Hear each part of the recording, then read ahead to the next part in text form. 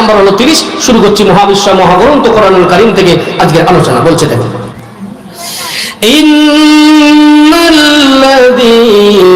ক্বালু রাব্বুনাল্লাহ, আল্লাহু আকবার বলবেন না? বলবেন আল্লাহু আকবার। বাইরে আমার নবীজি বলেছিলেন, কুল আমানতু বিল্লাহ, এই বাবা সাবিত তুমি বলবে আল্লাহর উপরে, আল্লাহকে রব বলে মেনে নেবে। তারপরে আল্লাহ রাব্বুল আলামিন দেখেন যেটি সেম টু সেম বলছেন, ইন্নাল্লাযীনা, যারা কিনা ক্বালু বলবে রাব্বুনাল্লাহ, আল্লাহ কি যারা রব বলে মেনে নেবে। তারপরে নবীজি বলেছিলেন সুম্মাস্তাকিম। এবং দুই একজন ওঠাউঠি করছে কি, আমার আলোচনা অসুবিধা হচ্ছে নাকি আপনাদের? আমার আলোচনা কি অসুবিধা হচ্ছে নাকি আপনাদের? তাহলে হ্যাঁ, ইস্তেঞ্জার প্রয়োজন হতে পারে, একজন করে উঠবেন। একই সঙ্গে কেন, 2-3 জন উঠলে কি হবে, আপনার দেখা দেখে আরো একজন চলে যাবে, আরো একজন চলে যাবে। দেখি পিক আপ ঠিক আছে না স্লো হয়ে গেছে, দেখি লিল্লাহে তাকবীর। পিক আপ তো মোটামুটি ঠিক আছে, আর একটু জোরে হয় না, লিল্লাহে তাকবীর, আলহামদুলিল্লাহ। এই তো মানে পিক আপ আমি হয়ে গেছি নাকি উল্টো, মানে আমি যত জোর আপনারা তত জোর, উল্টো হয়ে গেছে।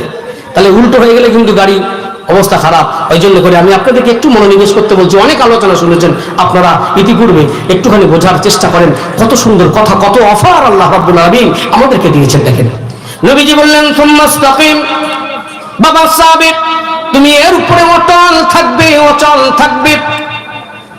এখানে আল্লাহ রাব্বুল আলামিন বলছেন সুম্মাস্তাকামু তাতানাজ্জালু আলাইহিমুল মালাইকা। বলবেন আল্লাহু আকবার। সুম্মাস্তাকামু, যারা কিনার উপরে অটল থাকতে পারবে, অচল থাকতে পারবে। নবীজি বলেছিলেন সুম্মাস্তাকিম, এখানে আল্লাহ বলতেন সুম্মাস্তাকামু। দুটো একটু শুনতে আলাদা লাগছে না? ওটা হলো এক বছর নবীজি একজনকে লক্ষ্য করে বলেছিলেন, তাই সুম্মাস্তাকিম। আর আল্লাহ রাব্বুল আলামিন এখানে সবাইকে লক্ষ্য করে বলছেন, তাই এটা হলো সুম্মাস্তাকামু। একবার জোরে বলুন না সুবহানাল্লাহ।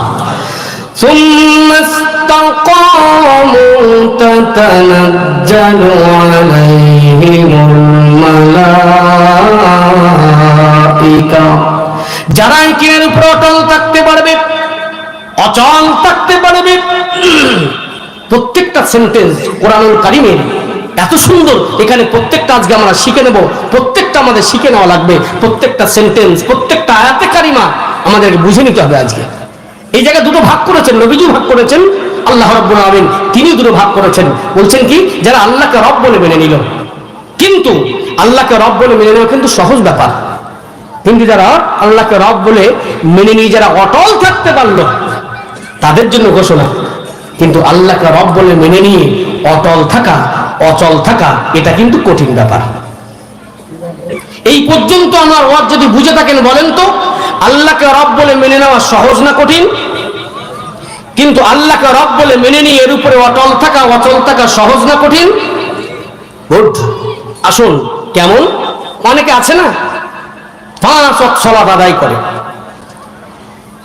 সিয়াম পালন করে, হারাম হালাল বেঁচে চলে, কিন্তু দেখো যত দুঃখ, যত কষ্ট, যত মুসিবত সব তার উপরে।